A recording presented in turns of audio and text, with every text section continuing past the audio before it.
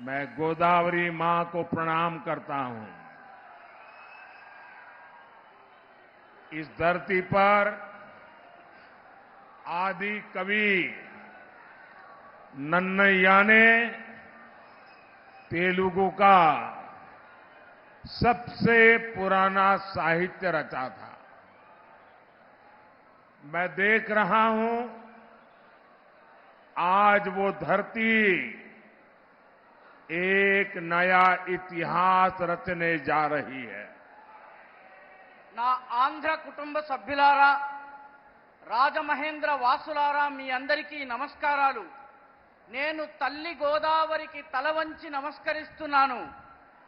ఈ నేల మీదే ఆదికవి నన్నయ్య తెలుగులో తొలి కావ్యాన్ని రచించారు. ఇప్పుడు ఈ నేల నుంచి కొత్త చరిత్ర ప్రారంభమవుతున్నది నాకు స్పష్టంగా కనిపిస్తోంది. साथियों, 13 मई को आप अपने वोट से आंध्र प्रदेश की विकास यात्रा का नया अध्याय शुरू करेंगे। लोकसभा चुनाव में तो एनडीए रिकॉर्ड बनाएगी ही, आंध्र विधानसभा में भी अगले 5 साल के लिए एनडीए सरकार तय हो जाएगी।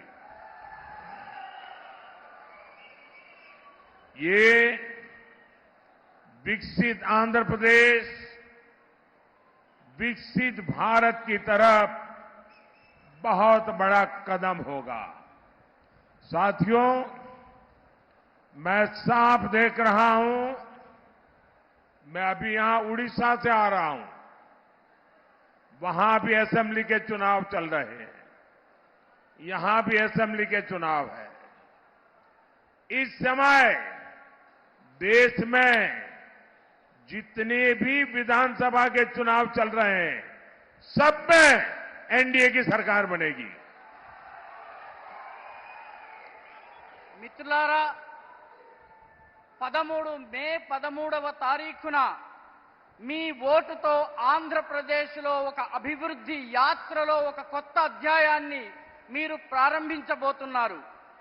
లోకసభ ఎన్నికల్లో ఎన్డీఏ విజయం సాధించి తీరుతుంది. కానీ దానితో పాటు ఆంధ్రప్రదేశ్ విధానసభలో రానున్న 5 సంవత్సరాలు ఎన్డీఏ ప్రభుత్వం ఉండబోతోంది.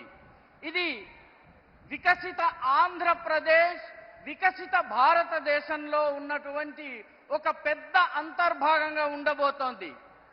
మిత్రులారా, నాకు చాలా స్పష్టంగా కనిపిస్తోంది. నేను ఒడిశా నుంచి వచ్చాను. అక్కడ కూడా విధానసభ ఎన్నికలు జరుగుతున్నాయి. ఇక్కడ కూడా విధానసభ ఎన్నికలు జరుగుతున్నాయి. దేశం మొత్తం మీద ఎక్కడెక్కడ విధానసభ ఎన్నికలు జరిగాయో అన్ని చోట్ల ఎన్డీఏ ప్రభుత్వం ఏర్పాటు కాబోతోంది.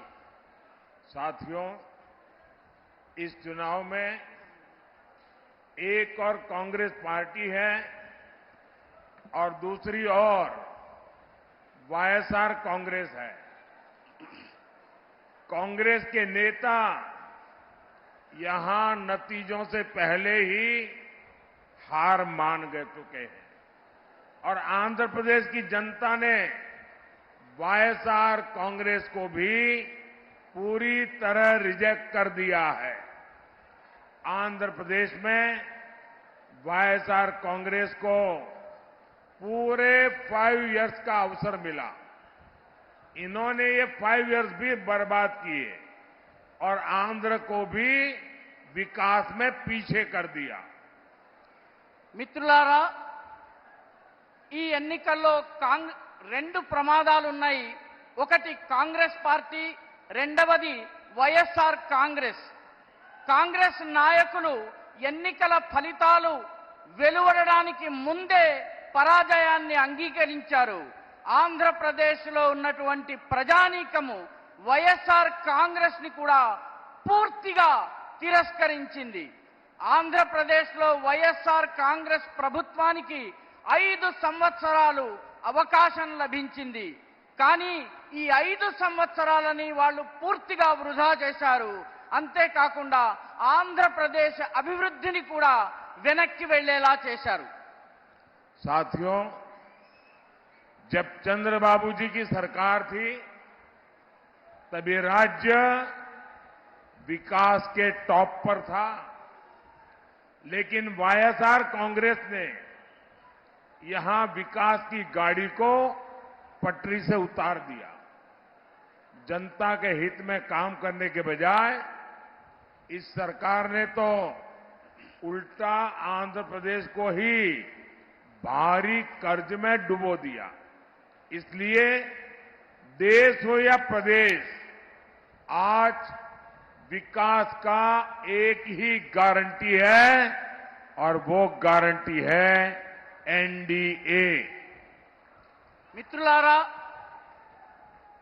అవిభక్త ఆంధ్రప్రదేశ్ ఉన్నప్పుడు చంద్రబాబు నాయుడు గారి ప్రభుత్వం ఉండింది.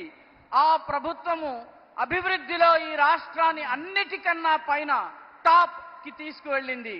కానీ రాష్ట్రం ఏర్పాటైన తరువాత వైఎస్ఆర్ కాంగ్రెస్ ఈ అభివృద్ధి రథం ఏదైతే ఉందో దాన్ని పట్టాలు తప్పించింది.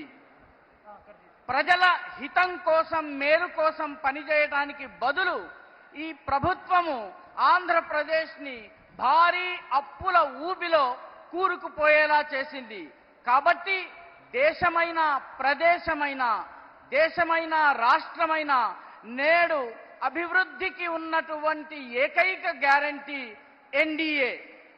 साथियों, आंध्र युवाओं और युवा टैलेंट का प्रदेश है। टेक्नोलॉजी में आपकी काबिलियत का लोहा पूरी दुनिया मानती है।